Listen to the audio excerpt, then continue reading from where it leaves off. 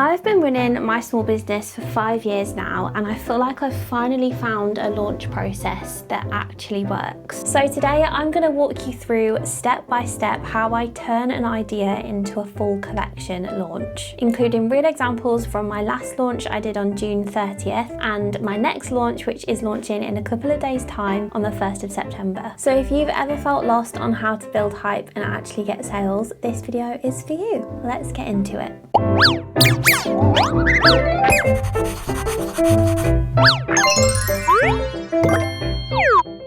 So before I dive into the steps and my exact process, I want to touch on one thing that has completely transformed the game for me when it's come to my product and collection launches. And that is email marketing with Omnisend, who are the sponsors of today's video. The last launch I did was my bubble bath and podcast launch on June 30th. And I had a little look on my Omnisend dashboard, and over the 1 to 2 week period building up to that launch, I sent 5 emails with Omnisend to my email subscribers. And those 5 emails brought in a total of £264.49 in sales, and I think it was 12 orders that those emails brought in total. So if I hadn't have sent those emails with Omnisend, I would have missed out on almost £300 worth of sales, which is actually mind-blowing when you think about it. Those 5 emails were all different. Some were sneak peeks of products, some told the story of the collection. I sent an email the day before the launch and also, of course, when the launch went live as well. And this structure worked really well, and I have started an email thread for the collection that's launching in a few days' time on the 1st of September. This is an email I sent out yesterday with Omnisend. And also, talking about launches, I also launched my first ever ebook a few weeks ago, and I had done no build up to this launch whatsoever. All I did was the day before it went live, I sent an email with Omnisend, and the day and time it went live, I sent another email with Omnisend. And those 2 emails with no build up to the launch at all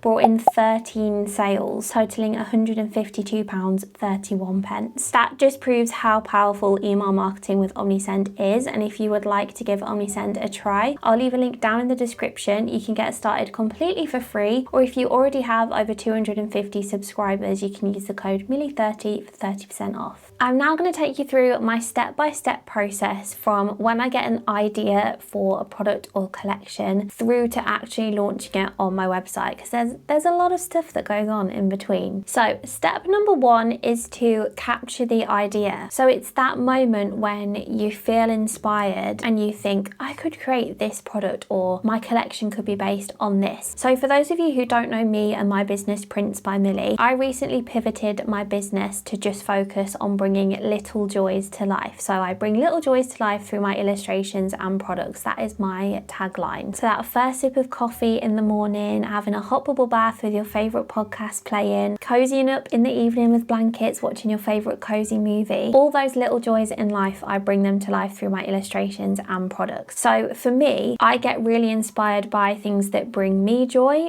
what bring my family, my friends joy. Sometimes they'll just come up to me and they'll think, oh, I thought of one of my favorite little joys the other day. So what my business is based on, I feel like it's quite easy for me to get inspiration and to base collections on things, because there's just so many things that bring people joy, so many small things. I say it's easy, but it's actually quite tricky because there are so many little joys in life. It's quite hard to decide what to focus on for a collection. But as soon as I get an idea for a collection or a product, I make a note of it on my phone. Even if it's the middle of summer and I get an idea for a Christmas collection, inspiration can come literally at any time, and you need to kind of take that in your stride and work with it. Don't force an idea just for the sake of it, because then you'll end up rushing. You won't be fully happy with the product or collection that you are working on. And don't rush seasonal ideas. So for example, if it's winter, it's November say, and you get an idea for a Christmas collection. If you've got that idea in November, you're not realistically going to have enough time to pull off a Christmas collection within the space of a month. Some people start buying Christmas things in October, like before Halloween. So realistically, you need to be getting a Christmas collection out by then or by early November. But if you do get an idea for a Christmas collection, say in November, and you really love the idea, write it down and save it for next year, and then you've got that to work with. You can start working on it literally at any point in the year, so you can be really prepared for it. So once you've got your idea for the product or collection, it's now time to move on to step 2. Step 2 is something that I don't always do. If I'm 100% clear on my vision for the idea that I've got, I don't always do this step. But if I'm not 100% clear on the vision, this step really helps, and it is to create a mood board. You can use online softwares like Milanote for this, which is amazing. You can create an online mood board. You can upload images for color palettes that you like the look of and might want to potentially use. You can upload reference images ready for when you're sketching your idea. You can upload little sticky note sections so you can make notes of what products you might want to put into the collection. A mood board is great if you just want to kind of clarify all those ideas that are going around in your head and just brain dump it onto a page. So you've got your idea, you've got your mood board, you're feeling a little clearer on what you want this collection or product to look like. So now it's time to move on to step 3. So step 3 is one that I think is super important, and I didn't always used to do this in the early days of when I started digitally illustrating, but it is to sketch your design idea first. Always sketch before you add the colour. It makes life so much easier. You can tweak and manipulate the design so much more. I used to just go straight in and I just used to use colour straight away, do my block outlines, and it was always so tricky to change things up once I'd committed like that. So if you sketch first, you can just keep drawing over the lines until you've perfected the scale of whatever is in the design. You can perfect the shape of different items. You can erase and resketch so much easier than if you started colouring things in already. It just makes life so much easier. So definitely sketch before you commit to using colour. So once my sketch is done and I'm happy with it, that is the moment when I then start to think about a launch date and realistically, when am I going to be able to launch this collection? I've got the sketch now, so I can start working on finalising the design. Then I can think about ordering products if I'm ordering from manufacturers. I can think about starting to make the products if I'm making them in-house, and just thinking realistically about how long those things are going to take you. So if you are ordering externally from manufacturers, have a look at their production time, their delivery time. Take the longest amount of days it's going to take to produce and the longest amount of days it's going to take to arrive, and use that to base your launch date on. You don't want to be thinking too optimistically in that, oh, it's okay, they won't take that long to arrive. That's just worst case scenario, because sometimes they do take that long. So don't put yourself in that position and just give yourself plenty of time. I have a 6-week rule for my launch dates. So once the sketch is done, I like to give myself roughly about 6 weeks before I launch the collection, based on my manufacturer's times and how long it takes me to make my products and all things like that. So it might be different for you. So I like 1 to 2 weeks to finalize my design and format the design for different products and order the products as well. Then it's about 2 to 3 weeks from ordering my products from manufacturers and making the products I need to make to get them all done and in my hands. And then I like about 1 to 2 weeks to photograph the products, promote them. That's just a very rough guide, but it works well for me, and that's kind of what I base my collection launches on. So 1 to 2 weeks for the design, 2 to 3 weeks for product production, and then a couple of weeks for promotion. Step number 5 is to share your process. So although you've got those couple of weeks before you launch your collection to heavily promote it, you want to be subtly promoting it before then to get it in people's heads that a new collection is coming in a few weeks' time. So post the mood board that you've been working on, post the sketches, post the design process. People love to know what is going on behind the scenes, and the more invested they get in what you are creating and the story behind your collection and product, the more likely they will be to buy. You could do little behind the scenes reels, you could do carousels from how your sketch turned into the final design. Literally anything. Just share your story, share your process with your audience. They love to see it and get invested in the collection. My next step, step number 6, is to finalize the design and adapt it for all different types of products that I am creating. So my business is very scene based, because little joys are often a scene. So that first sip of coffee, a bubble bath, cozying up on the sofa. As an example, the launch that is coming in a couple of days time, the Blankets and Blockbusters launch,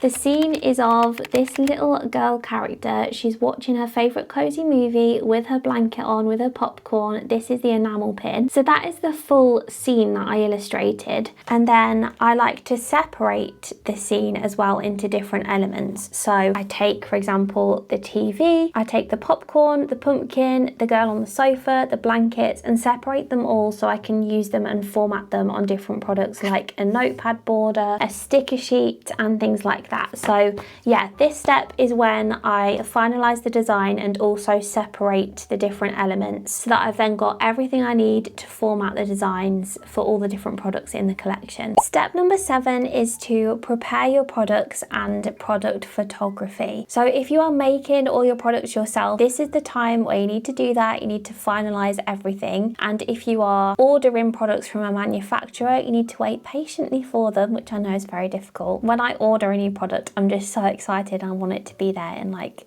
24 hours. But I would say if you're doing a mixture like me, I make some products myself, but I also do order some as well. I would wait for everything to be with you and finished and in your hands before you start taking pictures. Otis is just itching himself, if you can hear that in the background. Yeah, I would definitely recommend waiting till you have everything and take the pictures all in one go, because lighting can change so significantly and it's just going to make your life easier if you can take all the pictures together. The lighting will be the same, and then you can edit them and use the same edit settings across all your images. So for my product photography, I use a DSLR camera. Where is it? It's right here. It's a Canon 200D is the one that I use. I personally really like to use a DSLR camera because I just love the depth of field that it gives. I think it gives a really professional look, but you by no means have to use a DSLR camera. iPhone cameras are so great these days. They're more than good enough. If you have a DSLR, have a little experiment, take a picture with your phone, with your DSLR, with a different camera if you've got one, and see what you like best, because everybody is going to be different. But for me personally, I like to use my DSLR. I just like the look that it gives. So I then get all my products together, do my little product photography setup. I like to use some props in my photos, but not too many because I never want to detract from the products themselves. And I then take all my product pictures in one go. I edit them in Adobe Lightroom. I really love editing my product photos in Adobe Lightroom. I just find it so simple, and there's an auto edit feature which is really great as well, which just brightens your images and makes the colours all cohesive, and you can then copy your edit settings and paste them to all your other images as well so that they all look cohesive and aesthetic, on brand. I just love it. I would really recommend Adobe Lightroom if you've not tried it out. And now all your product photos are taken, it is time to start building some hype for the collection. So step number 8 is to build the hype, promote your launch, market it, all that good stuff. It's the bit that none of us signed up to when we became a small business owner who just wanted to illustrate cute little things. No, we had to become a social media marketer, manager, all that stuff as well. It's that bit. So I always say you need at least a week to promote a new product or collection, the week prior to the launch day. 2 weeks is good as well, but I think 1 week actually works a little bit better because the launch date is closer. People are going to be more excited when they see you promoting this new collection and they see that it's only a few days away until it launches. Share full reveals, countdowns, sneak peeks at products. You can even do little things on your Instagram story. You can do this or that. So you can put a picture of one product at the top, another at the bottom, and just put, you have to choose one, which one are you going for, and a little poll, and they have to choose which one. That's a really good way of like getting people to see your products and also engagement as well, because they can vote on the poll. This is the time as well where you need to be using and utilizing your email marketing, because that is going to be your best friend when it comes to launching a new collection. It is mine. I could not do it without it. Again, the link to OmniSend is in the description. If you would like to get started with them, I would highly recommend. And if you remember those results that I spoke about earlier in this video, they are all because of OmniSend. So yeah, if you're not using email marketing, please do, because you are really missing out if you're not. That email marketing structure that I followed for the bubble bath launch as well worked really well, just sharing some sneak peeks, the story behind the launch. I'd also really recommend sending an email out the day before the launch just to make sure that you are reminding people that it is launching tomorrow. And then of course when the launch goes live on your shop, if you just send out an email, it doesn't have to be long, just a little short one showing some of the products and a shop now button, just letting them know that all the products are now available to buy. And then step 9 is the big launch day, but it doesn't stop there. So you need to keep shouting from the rooftops about your products on launch day, after launch day. Just because the launch has been and gone, it doesn't mean that you forget about the products. You want to keep building the hype for them and making sure people know about them, because so often I'm guilty of this as well. When I've launched a new collection, I forget about it a little bit because it's like you're working then straight on the next one and all your focus goes to the next collection, and you kind of lose sight of the collections you've done in the past. I think it's really nice to keep promoting them and not forgetting about them, because people might find you way after that launch had happened. They might not even know that you've got those products on your shop. So keep promoting your older products, because there will be people out there who've not seen them before. And hopefully by the time you have got to the launch day, you have hyped up your collection, you've built some excitement around it, and hopefully you will see some sales come through.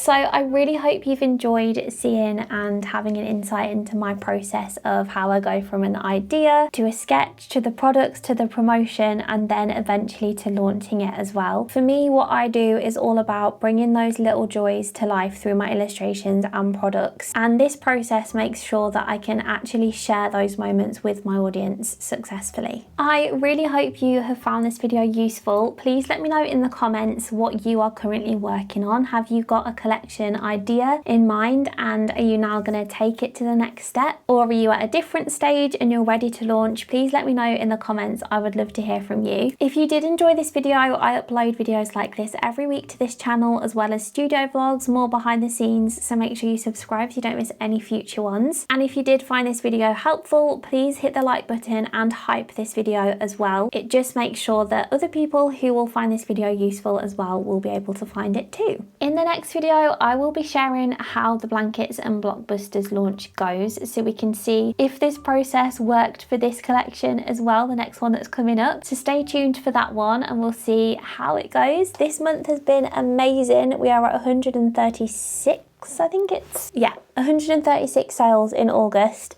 Mind blowing. Thank you so much. I hope you find this video useful. I know I've been asked to create this one by a lot of you for a long time now, so it is finally here, and yeah, hopefully I will see you all in the next one. Bye guys.